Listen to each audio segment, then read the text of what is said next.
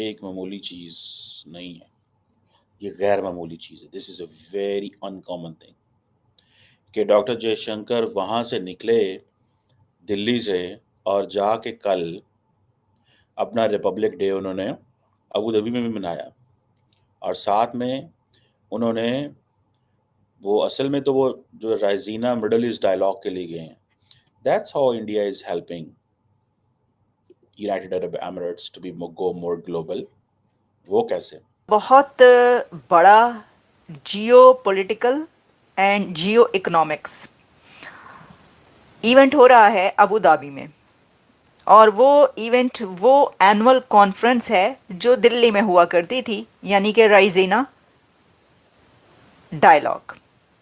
और दिल्ली में ये कॉन्फ्रेंस हर साल होती थी और इसमें बहुत सारे कंट्रीज से डिग्नेटरीज आते थे और उसमें शामिल होते थे। लेकिन आज इस बार इस साल राइजीना डायलॉग अबू धाबी में इसलिए हो रहा है क्योंकि इंडिया में कुंभ का मेला जारी है डॉक्टर जयशंकर की। और उसमें जी होगा ये कि डॉक्टर जयशंकर की बात हम इसलिए कर रहे हैं कि डॉक्टर जयशंकर ने और जो यूएई के फॉरेन मिनिस्टर हैं उनकी आपस में मीटिंग हुई है और जी बताया ये गया है कि दोनों की दोनों कंट्रीज जो हैं वो मिलकर डिफरेंट इश्यूज के ऊपर काम करेंगी। जी हाँ, दोनों कंट्रीज जो हैं वो ना सिर्फ ये कि तो दोस्तों पाकिस्तानी मीडिया उस समय हैरान परेशान हो जाता है जब वो देखता है कि किस तरह से भारत और यूएई का जो रिलेशनशिप है वो लगातार बढ़ता जा रहा है और लगातार दोनों देश एक दूसरे के करीबी बनते जा रहे हैं और साथ ही साथ दोनों देश एक दूसरे के लिए काम करते हुए नजर आ रहे हैं। एक दूसरे को तरक्की देने में ये दोनों देश पीछे नहीं हट रहे हैं दोस्तों। और ये सारा कुछ जब पाकिस्तानी मीडिया देखती है तो वो हैरान परेशान और सहमी सी नजर आती है दोस्तों, क्योंकि उनको पता है कि किस तरह से भारत और यूएई अब एक दूसरे के रिलेशन मजबूत कर रहे हैं, एक दूसरे के साथ वो टाई अप कर रहे हैं, कई सारे प्रोजेक्ट्स पर काम कर रहे हैं। और साथ ही साथ पाकिस्तान कहाँ खड़ा है, पाकिस्तान यूएई के पास नहीं पहुंच पा रहा है, पाकिस्तान यूएई से बहुत दूर है, पाकिस्तान और यूएई के बीच में कोई प्रोजेक्ट नहीं, कोई समझौता नहीं, कोई किसी प्रकार का लेन देन नहीं, बस लेन देन है तो सिर्फ और सिर्फ उधार देने के लिए और उधार लेने के लिए। इस चीज के लिए पाकिस्तान यूएई का सहारा ले रहा है। जब पैसे की जरूरत होती है, पाकिस्तान को किसी से उधार चाहिए, कर्जा चाहिए, तो पहुंच जाता है यूएई के पास। और जब पाकिस्तानी मीडिया देखती है कि भारत जब यूएई जाता है, भारत के लोग जब यूएई पहुंचते हैं तो वो वहां पर लेन देन करते हैं, वो किसी प्रोजेक्ट पर काम करते हैं, वो किसी अच्छी चीज को लेकर प्रमोट करते हैं और बहुत सारा कुछ वो काम करते हुए नजर आ रहे हैं। वो उधार बाड़ी और इसके चक्कर में नहीं पड़ रहे हैं, तो इससे पाकिस्तानी मीडिया को तकलीफ हो रही है। अब हाल ही में रजीना डायलॉग जो मिडिल ईस्ट देशों के लिए एक बैठक होती थी दिल्ली में, वो रजीना डायलॉग अब जयशंकर साहब ने डिसाइड किया कि इसको हम ले जाएंगे यूएई में कराएंगे, तो अबू धाबी में कराएंगे। तो इसको लेकर अब पाकिस्तानी परेशान हो गए, क्योंकि उनको लगता है कि सारा कुछ जो कुछ भारत कर रहा है वो अपने इंटरनेशनल अपना कद बढ़ाने के लिए, अंतर्राष्ट्रीय स्तर पर अपने आप को दुनिया में फैलाने के लिए, दिखाने के लिए कर रहा है और हम पाकिस्तानी कुछ नहीं कर पा रहे हैं। चूंकि अभी तक रजीना डायलॉग जो होता था वो दिल्ली में होता था, लेकिन शायद कुंभ के चलते या किसी कारण से भी यहाँ की सरकार ने सोचा कि इसको अबू धाबी में कर दिया जाए और इससे अबू धाबी को भी कुछ फायदा होगा, अबू धाबी को भी लगेगा कि कुछ भारत ने हमारे विषय में सोचा, हमारे लिए कुछ उन्होंने किया। और चूंकि यहाँ पर महाकुंभ के चलते भीड़ भाड़ है और यहाँ पर होटल वगैरह यानी कि बहुत सारा जो है रस है इस समय भारत के अंदर, तो ये सारी चीजें देखकर हो सकता है कि उन्होंने वहां पर करने का विचार बना लिया। लेकिन इतनी सी बात भी पाकिस्तानी मीडिया को हजम नहीं होती है। पाकिस्तानी मीडिया इतने पर भी परेशान होता नजर आ रहा है दोस्तों। और सबसे ज्यादा इनको तकलीफ किस बात की होती है? सबसे ज्यादा तकलीफ इनको होती है कि एक तो यूएई जो है वो मुस्लिम देश है और मुस्लिम उम्मा है, मुस्लिम का लीडर है, और इसके बाद में वो सपोर्ट कर रहा है भारत की, और भारत चूंकि हिंदुओं का देश है, हिंदू देश से माना जा रहा है, तो इसलिए अब वो जब यूएई को देखते हैं कि अबू धाबी और यूएई और सऊदी अरब ये सारे देश, शहर और सारा कुछ मतलब की पूरी गल्फ कंट्री भारत के पीछे दीवानी है, तो उनका कहना है कि ये यूएई को, अबू धाबी को अपने पीछे चलाने के लिए ये सारी चीजें कर रहे हैं ताकि ये सारे लोग जो है अब भारत के पीछे पीछे लगे रहे। तो ये इनका सोच है, ये इनका विचार है। तो चलिए चलते हैं वीडियो की तरफ और देखते हैं क्या कुछ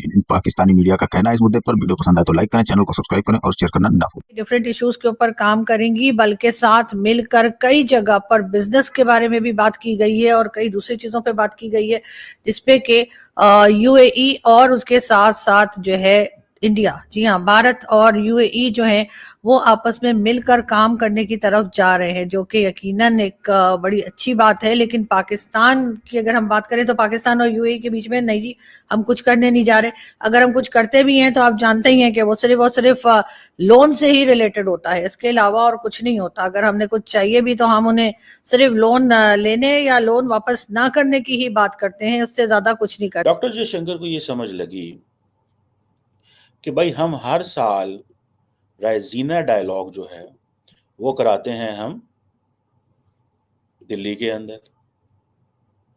अगर हम इस दफा रायजीना डायलॉग जो है वो कराएंगे अबू धाबी के अंदर, तो किसको फायदा होगा? पैसे कौन देगा? इंडिया। होटल किसके इस्तेमाल होंगे? अबू धाबी के।